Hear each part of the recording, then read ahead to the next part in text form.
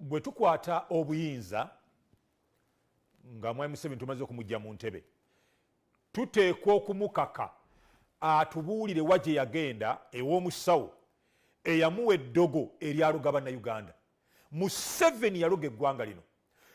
Tosobola kubanga ebula emyaka ebiri tugenda mu kalulu akakasameeme. Museveni ali mu kweteekateeka mwe abaagala okumuggyawo ne mutandika okulwanagana, ne mutandika okuvumagana, ne mutandika okuyombagana, ne mwerangira ebintu public byeteetaaga kuwulira. Ono n'agamba munne oli nsujju kungulu, oli wa kiragala, munda oli wa yero. Oli n'alyoka alangirira pulezidenti we, amafuta tolina ssente, nze nkuyamba, bw'oboinako weeyagala okulaga, nze nkuwa n'amafuta. Ne mutandika okwerangira, baakuwadde ssente, oli mbega. Akaseera nga kaweddeyo ne mutabukatabuka bwe mutyo ebyayogerwa Mwami Museveni bituukirire nti 2021 tewajja kubeera kibiina kya byabufuzi mu Uganda. So dino ddogo lyennyini era mbeera pasita mbadde ngenda kugoba mizimu mu bano abakulembeze b'ebibiina. Ebibiina baabirogga, abakulembeze balogge. Kaseera kakweteekateeka, kaseera kakanaayo kyani. Muve mu kuvumaŋŋana, muve mu kuyomba, muve mu kuneneŋŋana, mugende mu bantu mubamatize nti omulundi guno kisoboka. Mubabuulire enteekateeka zammwe, pulaani ze mujja nazo nga mumaze okukwata obuyinza. Abantu kye bawulira si ebigenda okubayamba okuwona obwavu, ebigenda okubayamba okuddaabulula ebyobulamu, ebigenda okubayamba abaana baabwe abamaze okusoma okufuna emirimu, wabula kye bawulira bivumo, kulangiragana. Museveni yaluga eggwanga lino. We tukwatira Mwami Museveni ateekwa okutubuulira nga tumaze okumujja mu buyinza. Tujja mukaka atubuulire gye yagenda n'aloga bannayuganda. Ako kawedde.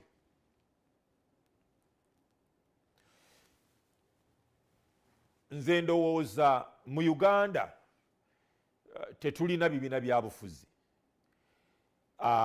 Bwe bibaawo tebirina bammemba. Ebyo bintu bibiri bya njawulo. Ebibiina by'obufuzi tebiriiwo. Bwe bibanga weebiri tebirina bammemba. Kubanga toyinza kubeera mmemba wa kibiina n'okera ku makya n'olangira pulezidenti wo, n'omulangira bw'ali omunaku, bw'aba ayagala okutambula, gw'omuwa ssente z'amafuta, n'otegeeza abantu ng'otuukiza olukuŋŋaana lwa bannamawulire n'ogamba nti pulezidenti w'ekibiina kyaffe baamuwadde ssente, baamuguze. Mukirabe ekigambo ekifaana bwe kityo? Kakati oli n'akera ku makya n'agamba nti nze ndi wa DP, naye nga byakola byonna, enkiiko zaatuulamu, byakola obulu bonna anoonyeza ate FDC. Owulira? Agamba ndi wa DP.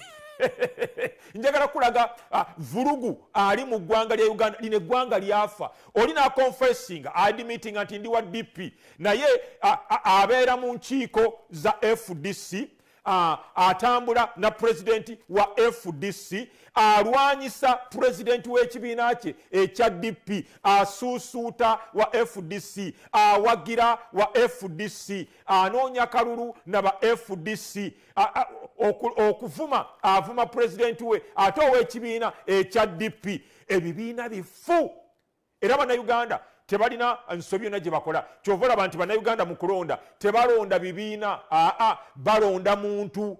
Ebibiina baabivaako kubanga n'abali mu bibiina byennyini abakulembeze baabwe bye bakola tebiraga nti bano ba kibiina gundi, tewali alina mugongo, tebali principled. Toyinza gamba nti ndi wa DP naye ng'ate byokola biri mu interest ya FDC. Waliwo obululu bwe tugendamu nga ffe bannamawulire ab'ekibiina ekimu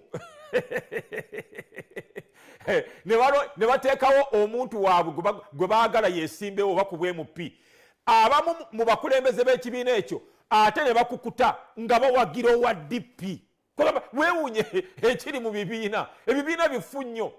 Nze nakirabako ejjinja ab'ekibiina abamu mu kibiina ekya FDC ng'ate bawagira Mwiru, Paulo Mwiru.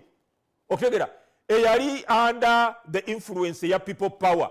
okutegera kubanga yaliko Bobi Wine nga aba-FDC bataddewo waabwe naye ng'ate abantu ba FDC abamu abakulembeze bawagira Paulo Mwiru. So ebibiina byafa ababirimu tebalina mugongo ali eno. Era kyobulaba nti Mwami Museveni kino kimuyambye nnyo. Mwami Museveni n'abateekamu ssente gw'obawulira emisana nga bagamba ndiwe FDC ndiwa DP. Of course si bonna naye bangi bye boogera emisana akawungezi si bye bali. So okufuna abantu abali nti ndi wa kibiina FDC ndi wa kibiina DP ndi wa kibiina People Power otegera n'akibeeramu n'akinywereramu ng'ekiro takyuka abo batono nnyo. So ebibiina birina ekizibu ky'amaanyi era kyobulaba nti Mwami Museveni kimwanguyidde nnyo okubiteekamu ssente n'abikyankalanya.